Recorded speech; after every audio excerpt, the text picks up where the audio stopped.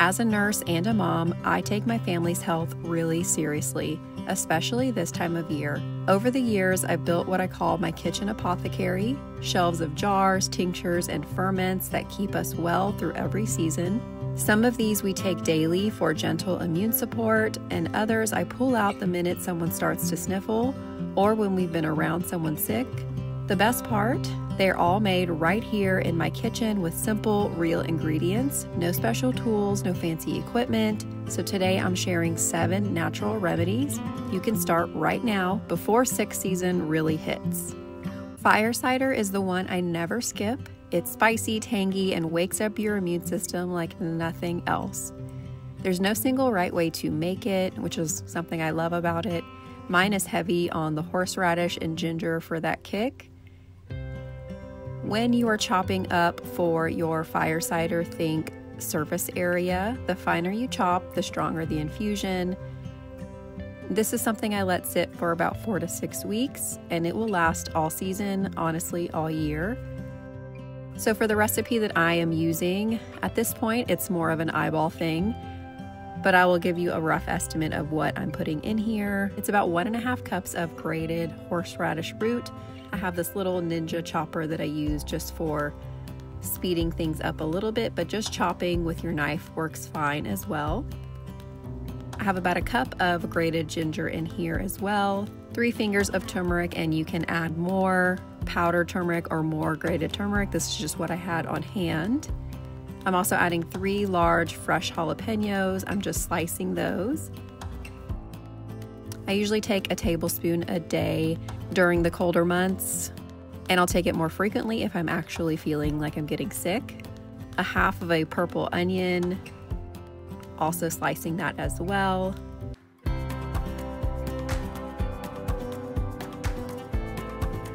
Two heads of garlic, and I highly recommend getting some already peeled garlic from Costco if you will be making a lot of things like I am today. And I will slice up 1 whole lemon and use that on the top to kind of hold everything down and keep anything from floating to the top above the weight.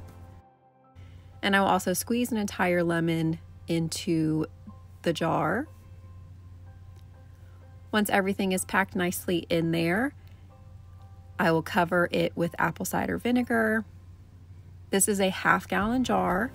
This is going to sit for 4 to 6 weeks. You will give it a little shake each time you pass it on the counter. I love these glass weights to put on the top of my ferments to hold everything down. And a quick note about lids, it's made with vinegar. So I came back to this one and put a piece of parchment paper under the lid between the jar just to keep the lid from rusting. Now it is time for some elderberry syrup. Super easy to make at home, very expensive in the store, so I do highly recommend trying to make your own. You can do it with dried elderberries. I believe I ordered them on Amazon through Frontier, or you could do it with fresh elderberries. So we do pick elderberries here in our own backyard. They grow wild all over. So I have tons of elderberries frozen that I need to use up. Since these are shelf stable, I'm gonna keep those.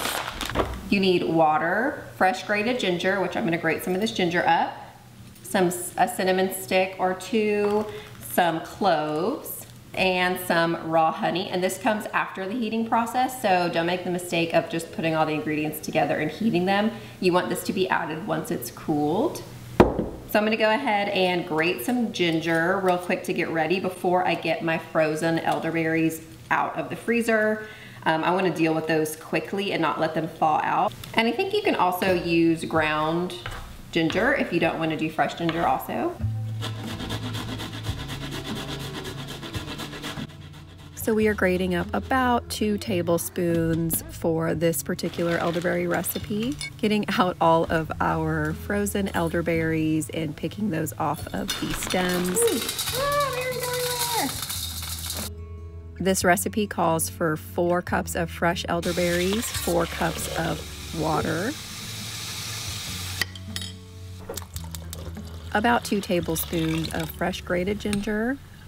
I'm putting 2 cinnamon sticks in here, and about a half a teaspoon to 3/4 of a teaspoon of cloves, of whole cloves. And I will let this simmer for 30 to 40 minutes, and then I will turn off the heat and let it steep for an additional 20 minutes. While that simmers, I will get started on 3 other home remedies that are very quick and easy. We are going to be doing our fermented garlic, our fermented honey garlic, as well as our beet kvass. So I'll start by getting that brine ready. For my brine, I like to do 2.5 tablespoons to 1 quart of filtered water. While that salt dissolves in the water, I will pour some raw local honey over this quart jar of garlic cloves, making sure to let all the air bubbles out. This fermented garlic honey is so simple but incredibly effective. It's naturally antiviral and antibacterial, and when you ferment it in honey, it becomes even more soothing. I give it a turn every day for the first week, and once it starts bubbling, I know the magic is happening. It'll last forever in the fridge, and it's safe for anyone over a year old. My kids do love anything with honey, and they also do love garlic as well. And a fermentation wait is definitely not necessary here. I just like to do it in case I forget to shake this every day. Moving on to the beet kvass. I found 1 giant beet, that's all I need for a quart jar, and I will chop it into 1-inch cubes and fill the jar. It's a mineral-rich tonic for gut and liver support, and it's earthy and tangy and so full of life. After about a week, it's ready. I like to take a little shot each morning. It feels like a gentle internal cleanse. So this is an actual ferment, just like the fermented garlic that we are making. They are alive, which means they're going to bubble and release gases. So you never want to screw the lid on super tight. I just twist mine until it's snug and then back it off a quarter turn so gas can escape. You can also use a fermentation lid if that is easier for you. During the first week, you'll notice bubbles forming. That's a good thing.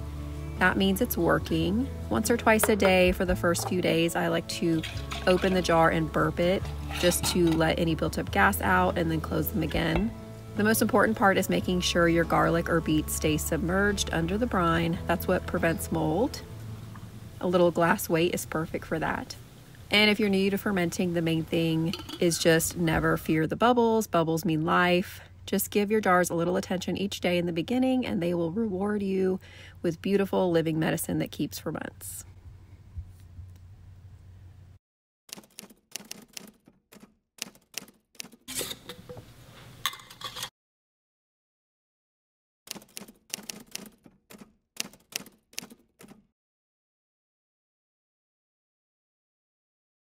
So back to our elderberry syrup. After I simmered it for 30 to 40 minutes and let it steep for 20 with the heat turned off, it is now time to strain. So I'm going to get an entire quart of syrup out of this recipe. Once it's cooled, it's time to mix in the honey.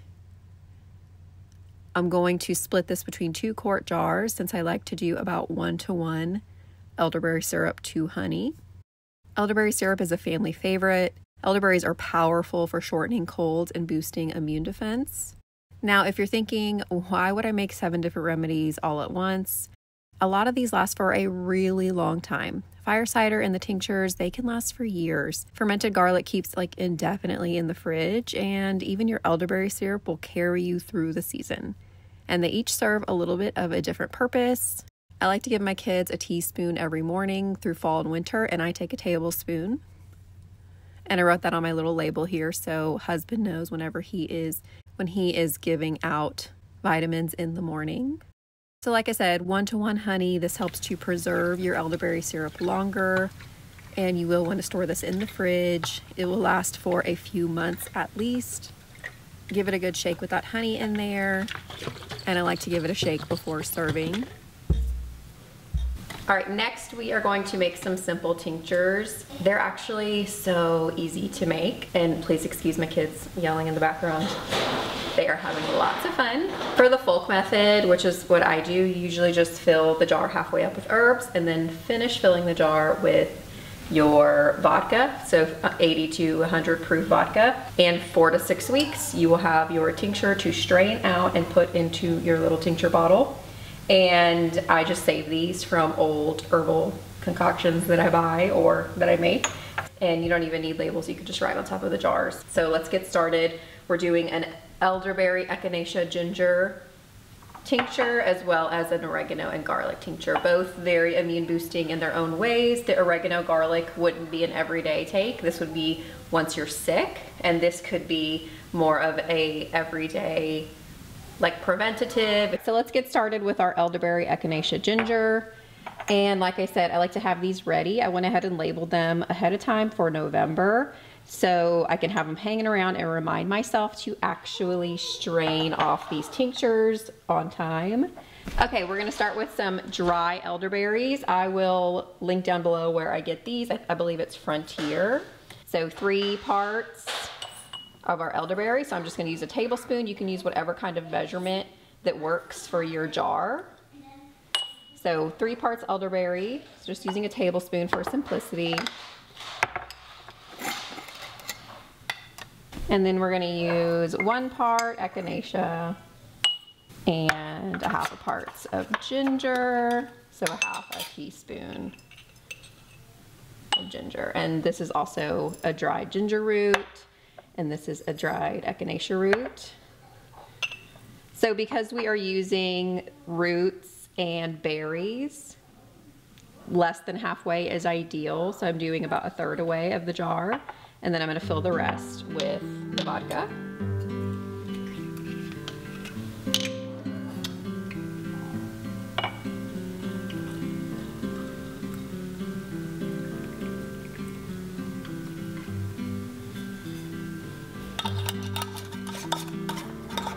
And then that is it. Now you have a tincture. So I can put in the description some dosing of how I would take this depending on maintenance versus if you're sick. So I'll shake this once a day for about a week. I'll just remember when I walk by it, I'll put it somewhere in sight in the kitchen. And since I did not add the date onto my label, I will put the exact date today on top, just so I know whenever it's ready.